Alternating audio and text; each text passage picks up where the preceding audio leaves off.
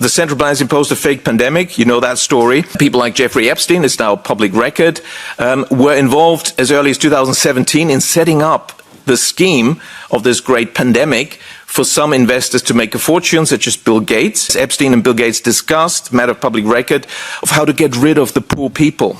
The centralization of power into fewer hands is not a good trend. Fascism was about the concentration of power. Communism was about the concentration of power.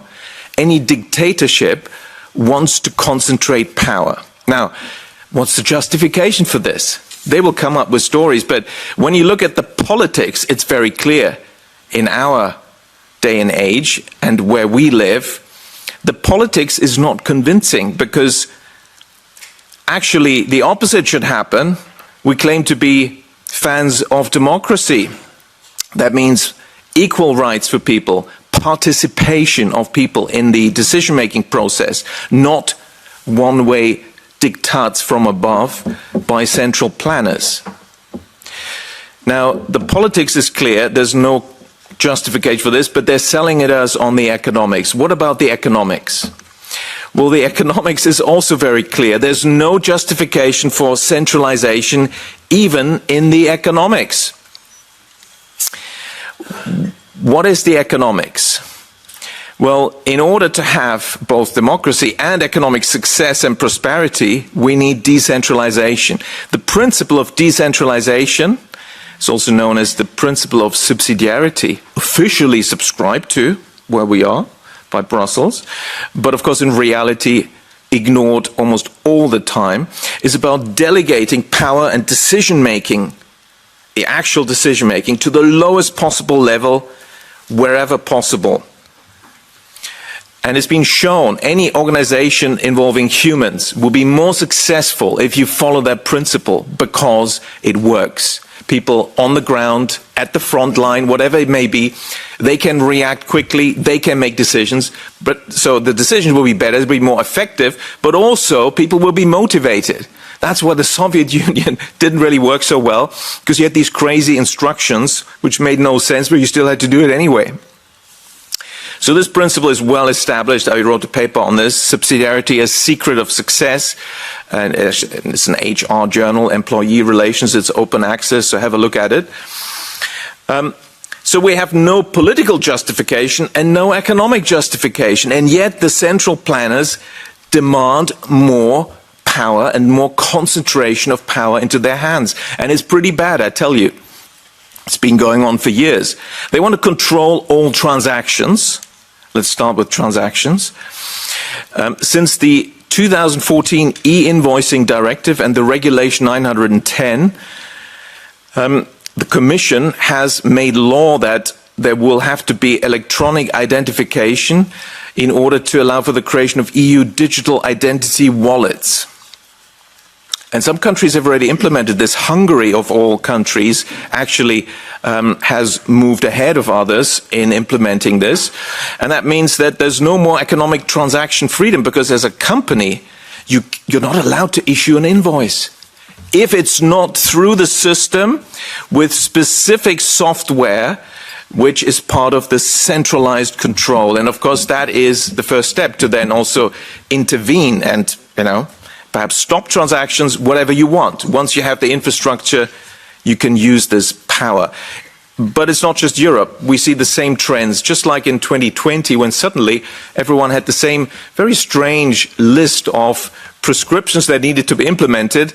Japan already has a qualified issuer invoice registration system, and so on. So what is this? This is actually the fallback plan B route to impose digital ID and total digital control of all our transactions in case things don't work out so well with plan A. So we have to be aware of that. Plan A is central bank digital currency that are programmable. The power to create and allocate new money, which would give this to the central bank and therefore also transfer fiscal powers, the only sort of remaining power in the hands of parliaments, which is one of the definitions of democracy, for parliaments to decide over budgets. Obviously, we're not in the parliament here because that's not a democratic parliament when you don't have those powers. But they want to take them away from those parliaments in Europe that have those powers. The central planners want to take that job. But it's the transactions, and here, of course, what is the programmability? Well, is the infrastructure being created? It could be anything. It could be climate change, carbon footprint. That could be the principle, but it can be other principles. Do you support the war? Are you on the right side with your opinion on whatever currently is, countries we're making war on? It could be anything. It could be you're stepping outside a 15-minute city, and so your money perhaps shouldn't work. But it's not just transactions. It's also assets. And this gets pretty scary here, I think. The Bank for International Settlement, the central bank, originally created, like most central banks, as a privately owned institution, but extraterritorial, created the precedent for extraterritorial organization that is above countries, outside countries. So it's sort of in Switzerland, but it's not actually in Switzerland, in Basel. Has suggested that, well, we need to tokenize everything, all assets, and bank deposit, bank money, central bank money, as well as other assets.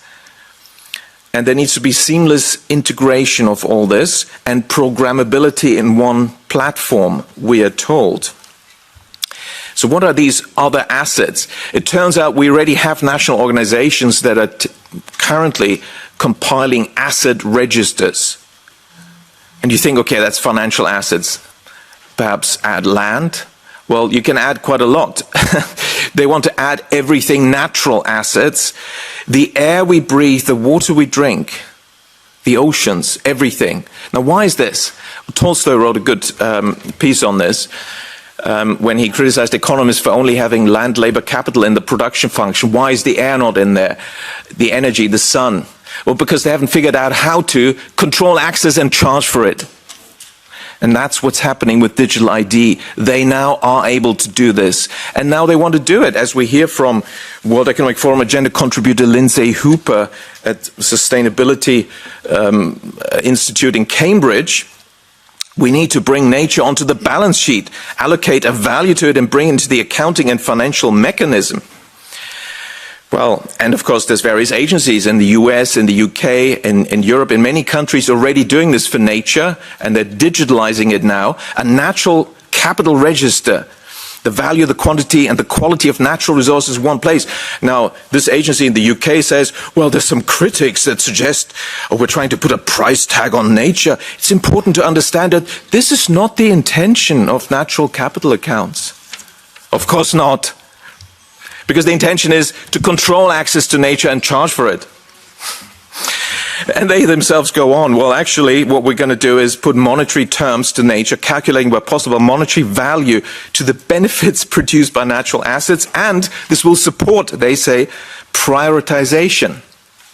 In other words, some people will get access, others not, and the criteria, well, they can be made up. Europe, the EU, is creating the Anti-Money Laundering Authority, AMLA, under a lot of secrecy and not exactly very transparent itself. And of course, this asset register will then have all sorts of assets in it. And of course, we then have as a next step the tokenization of these assets. And why is that important? In Switzerland, they're building the European Digital Asset Exchange. There'll be other asset exchanges. Well, tokens can be useful to the extent that they facilitate the process of issuing, storing, and transferring value. So access can be programmed, not just on transactions, but also access to assets, including natural assets and the air we breathe. And ownership of these tokenized assets can be transferred from you to the central planners. That seems to be the agenda. So why aren't they rolling this out faster? Well, McKinsey in its study said, oh, there's some obstacles. Technical challenges, for example, internet connections, things like that. Secondly, a clear or substantiated market value proposition has yet to be documented. In other words, there is no actual benefit of this for ordinary people. Some consider CBDC benefits to be limited relative to already established private solutions. We have digital money, it works. And thirdly, I'm still quoting McKinsey, trust remains a hurdle for a meaningful share of citizens and system participants to accept this, who question the motives behind CBDCs, often suspecting governments of aiming to monitor or restrict financial activities. Of course, we now realize it's not just financial activities, it's about all activities, and the programmability is a key feature. The Bank of England asked the government, the politicians in the UK, to give them the power to have programmable digital currency, and that is a control tool. The pilot CBDC projects that are ongoing, for example, this one in Brazil in particular, experts have already found out, yes, it has all those features. You can freeze transactions, you can take people's money away, you can intervene in those ways. Now, the central planners claim we will not abuse the limitless power that digital ID and CBDCs will give us. Okay, well, should we trust them? Well, I can be brief here. I think all of you know examples of how this sort of power has already been abused. Just thinking of Justin Trudeau's ending the peaceful demonstrations by truckers in Ottawa. Their bank accounts were frozen. Their ability to buy food is how they got them. Too few used cash and digital currency. Well, they didn't have CBDCs, so they had to pass laws to do it, and that will be very easy once you have CBDCs. The police froze 206 financial products, including bank and corporate accounts, disclosed 56 entities associated with vehicles, facial recognition, even 253 Bitcoin addresses were identified, and PayPal was also shut down. So that's how they can do it. Now, interestingly, no such financial controls had been used previously to stop criminals. But, of course, peaceful demonstrating citizens, that's when it seems the central planners get pretty creative about how to stop people. And, of course, we all know what happened in 2020. Digital ID suddenly were a topic. Vaccination passports as a backdoor to introduce digital ID. And then, of course, programmability. You can close access if you don't do X, Y, Z, and can be anything the government central planners decide. And now we have the EU commissars already abusing their dictatorial powers that they've had for a while, but now they're showing these powers by declaring very polite, considered critics like Jacques Beau, a Swiss former sort of army officer, in his, just giving his opinions. He's an outlaw now. He's been sanctioned. He can't buy food, he can't leave the country, Belgium, in order to travel back to Switzerland. It is quite extraordinary. Now, on the monetary front, the CBDC is the biggest upheaval in our monetary system in more than 300 years. But the digital aspect is not new. What is happening, therefore, is the centralization, but it's a particular type of centralization. The central banks are ripping up the old agreement between the banks and the central banks, which was that the central banks deal with banks and the banks deal with us. And overall, the banks haven't really abused that. They've never sold our data ever, our transactions data. They haven't. That's really why they've become the enemy, because that's supposed to be a currency that they want to sell and trade, and banks have refused to do that. So the central banks are now stepping into the arena and want to compete against the banks. This is like playing football. The umpire saying, well, it's a bit boring, I'm going to join, I'm going to score some goals, but I'll still reserve the right to blow the whistle, give the red card, give the yellow card. Who's going to win that game? So the bank regulators will compete against the banks, because CBDC is just a current account at the central bank. That's what's happening. Of course, this conflict of interest explains what the central banks have been doing.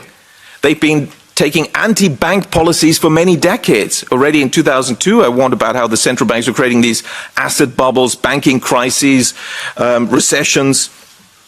And of course, that has continued ever since, unabated. We've got regulatory moral hazard. The more crises they create, the more powers we give them. Each time they demand, it's because we didn't have enough powers, which is not actually true, and should have been stopped earlier.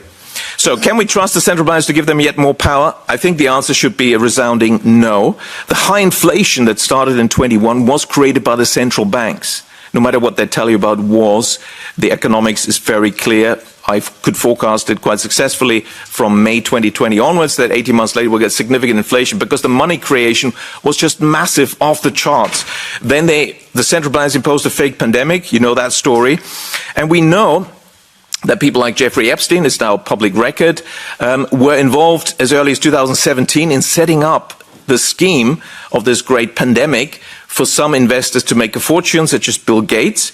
And then we can also make money injecting people with stuff and solve the problem, as Epstein and Bill Gates discussed, matter of public record, of how to get rid of the poor people.